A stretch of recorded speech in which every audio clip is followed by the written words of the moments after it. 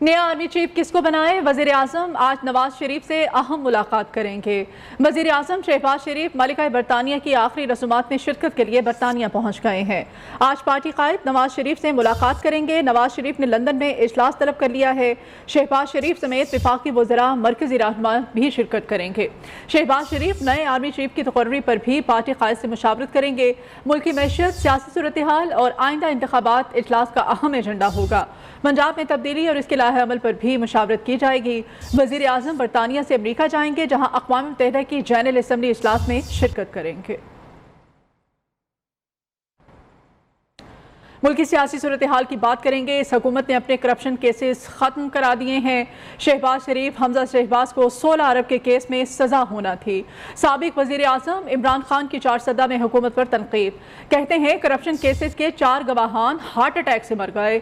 जब इन्वेस्टिगेशन होगी तो पता चलेगा इन्हें मरवा दिया गया। वो वक्त ज़्यादा दूर नहीं जब मैं अपनी कौम को काल दूंगा।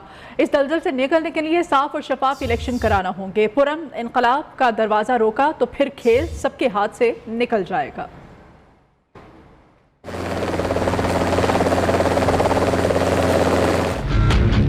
इन्होंने क्या किया? आते साथ ही अपने करप्शन के केसेस खत्म करने शुरू किए। FIA के अंदर शहबाज शरीफ और इसके बेटे को सजा होनी थी। 16 अरब रुपया FIA का नौकरों के नाम पे लिया। 4 गवाह 2 महीने में मर गए। एक इन्वेस्टिगेटर FIA का वो मर गया।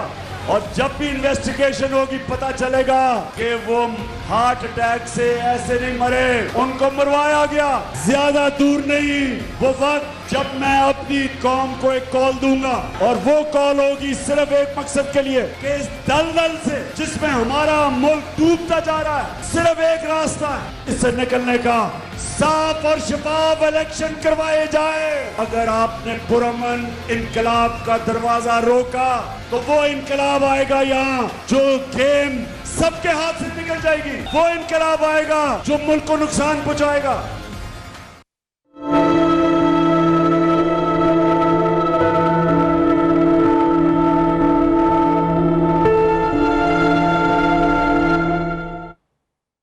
अभी सैलाब की तबाहकारियों के बारे में आपको अपडेट करेंगे। बदीन में थरकोल चारा पर तीसरे दिन भी धरना जारी है। मुजाहिरीन कहते हैं कि हमारे घरों और ज़मीनों से सैलाबी पानी नहीं निकलता, तब तक धरने को जारी रखेंगे।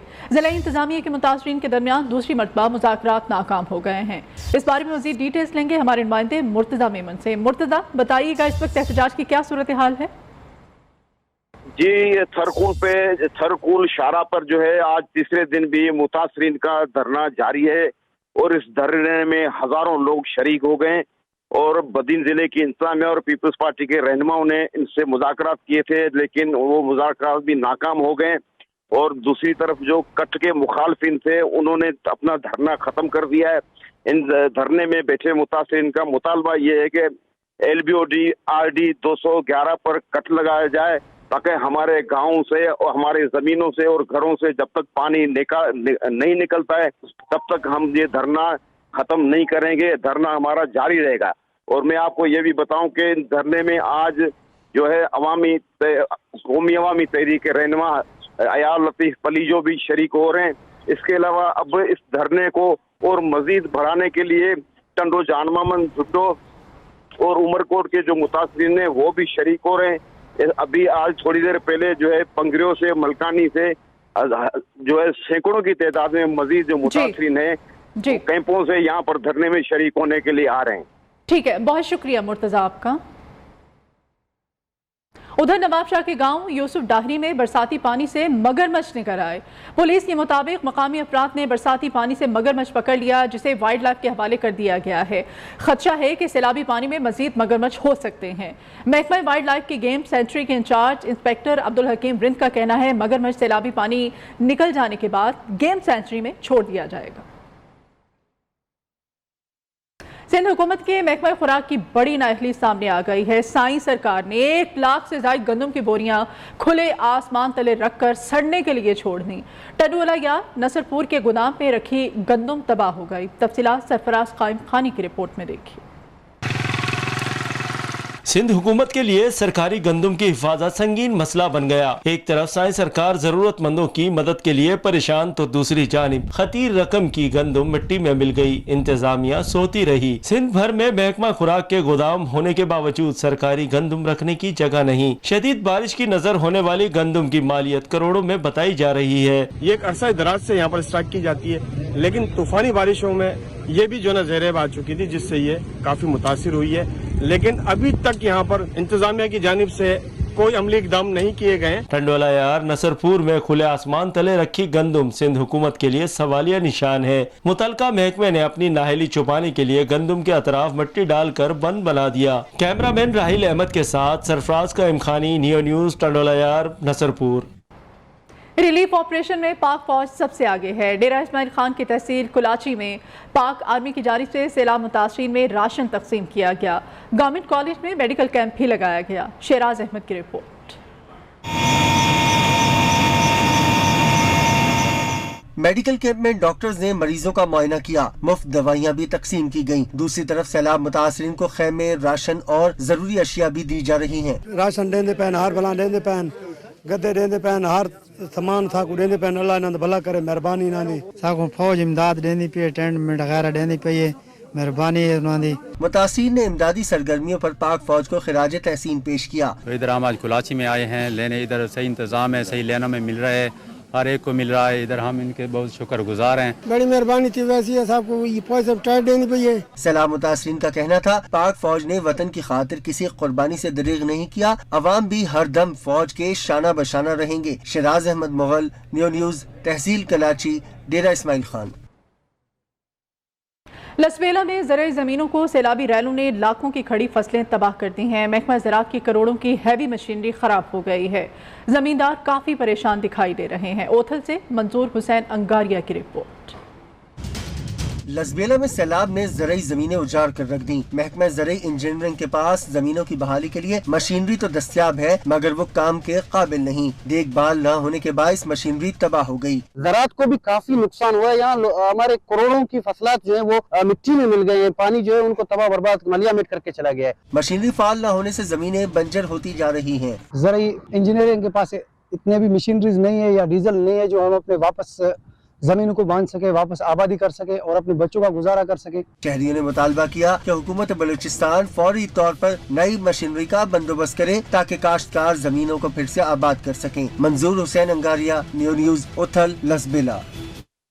बड़े पैमाने पर रेलवे ट्रैक को नुकसान के बायस बलूचिस्तान का मुल्क के दूसरे हिस्सों के साथ रेल के जरिए राब्ता बहाल नहीं हो सका। रेलवे के वजीर ख्वाजा साद रफीक ने कोयटा और सिबी के दरमियान रेलवे लाइन को पहुंचने वाले नुकसान का जायजा लिया। कहते हैं हालिया सैलाब से रेलवे ट्रैक को जो नुकसान पहुंचा है इसकी मिसाल मुल्क की तारीख में नहीं मिलती। मजीद तफसीलात इसमन अमान समालानी की इस रिपोर्ट में। हालिया सैलाब ने रोड इंफ्रास्ट्रक्चर की तरह बलूचिस्तान में रेलवे लाइन को भी तबाही से दोचार कर दिया। 26 अगस्त के बाद से ताहार रेलवे लाइन के जरिए बलूचिस्तान का मुल्क के दीगर हिस्सों से राब्ता बहाल न हो सका।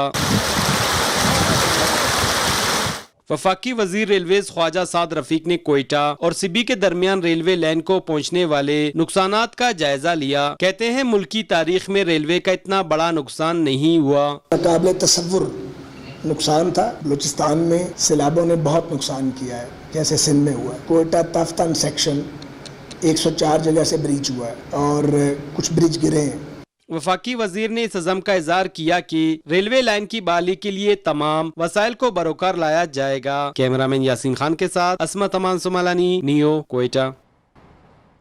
सैलाब के बायस ट्रेनें बंद हुई तो कुल्ली रुल कर रह गए। खानेवाल के रेलवे स्टेशन पर कुल्ली और वेंडर्स हाथ पर हाथ धरे दिखाई दे रहे हैं।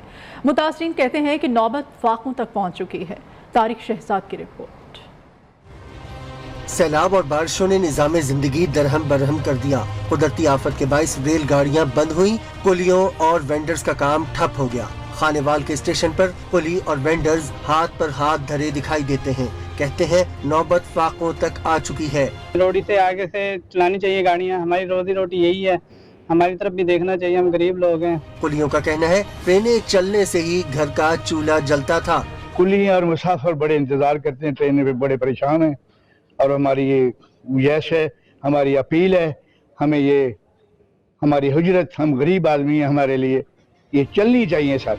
कुली हो या वेंडर्स, रेलवे सिस्टम की मुकम्मल बहाली का इंतजार करते दिखाई दे रहे हैं। तारिक शहजाद, न्यूज़, खानेवाल। और अभी आटे की किल्लत पर बात कर लेते हैं। फैसलाबाद में सरकारी आटा नायाब हो गया है। चक्की का फी किलो आटा 110 रुपए फी किलो तक फरोख्त होने लगा है। इस बारे में बता रहे हैं वकास शेरा।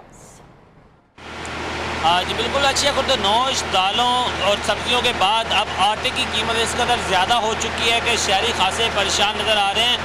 मार्केटों में जो सरकारी आटा है वो नायाब हो चुका है, वो जो है दुकानों पर दस्तयाब नहीं, जिसकी वजह से शहरी जो महंगे दामों आटा जो है 120 रुपये फी किलो जो है चक्की से खरीदने पर मजबूर है। और नान भाई एसोसिएशन ने भी रोटी और नान की कीमतों में इजाफा कर दिया, जिसको मेरे साथ शहरी मौजूद हैं, उनसे बात करते हैं कि वो क्या कहते हैं। जी क्या कहेंगे आप? आटा महंगा इतना हो चुका है कि 2 वक्त का रोटी खाना भी मुश्किल हो चुका है। आटा 110-120 रुपये में मिल रहा है। जो सरकारी आटा वो किधर नज़र ही नहीं आ रहा। यकीन करें कि इतने परेशान हैं, किधर जाएं हम, रोटी खानी औखी होगी है। बिल्कुल शहरी खासे परेशान दिखाई दे रहे हैं। उनका ये कहना है कि आटा इस कदर महंगा हो चुका है कि उनकी खरीद से बाहर है, और अब जो है 2 वक्त का खाना भी इंतहाई मुश्किल हो चुका है। हुकूमत से और इंतज़ामिया से मुतालबा कर रहे हैं कि आटे की कीमतों को कंट्रोल किया जाए ताकि उनकी मुश्किलात में कुछ हद तक कमी वाक़या हो सके। जी आटे के साथ साथ अद्वियात की किल्लत में भी इस वक्त किल्लत पैदा हो चुकी है। और अगर बात करें कोयटा की, तो कोयटा पर बेशतर मेडिकल स्टोर्स पर बुनियादी ज़रूरियात की अद्वियात भी मुयस्सर नहीं है। दस्तयाब अद्वियात की कीमतों में 30 से 40% तक इजाफा कर दिया गया है। इस बारे में डिटेल जानेंगे हमारे नुमाइंदे इस्मत अमान समालानी से।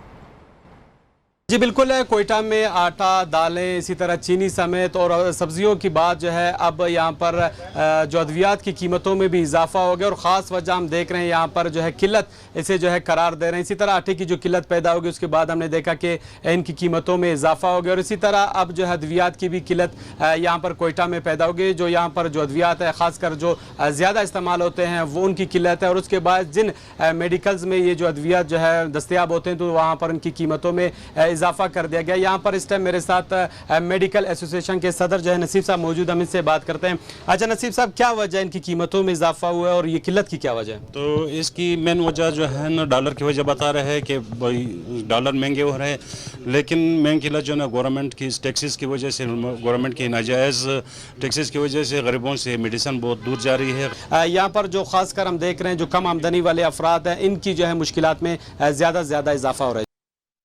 पेशावर में बिजली की लोड शेडिंग का दौरानिया मजीद बढ़ गया है। अंदरून शहर के इलाकों में 10 से 12 घंटे, जबकि देहात में 18 घंटे तक बिजली बंद रहने लगी है। शहरी कहते हैं कि बिल भारी आते हैं लेकिन बिजली कम मिलती है। बिजली की लोड शेडिंग से मुताल्लिक हमें मजीद बताएंगे पेशावर से हमारे नुमाइंदे जमीर खान। जी बिल्कुल, पेशावर के मुख्तलिफ इलाकों में बिजली की लोड शेडिंग का सिलसिला ताहाल जारी है और रोज़ाना की बुनियाद पर तकरीबन इसमें इजाफा होता जा रहा है।